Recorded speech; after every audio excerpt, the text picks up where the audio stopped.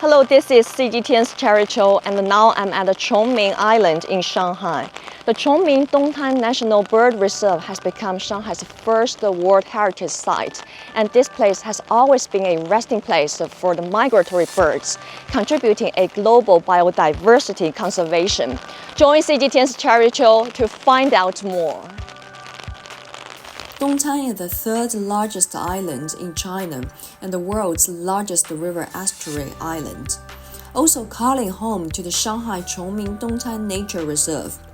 Birds on the East Asia-Australasia migration route travel thousands of miles. Most stop at the tidal wetlands of Chongming Dongtan to rest and forage.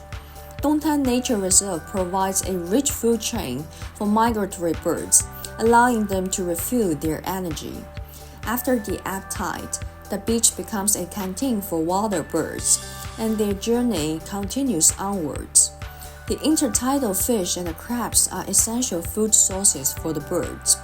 Bird species such as the red-crowned crane and the swan come during the winter here, enriching the ecological landscape of the area.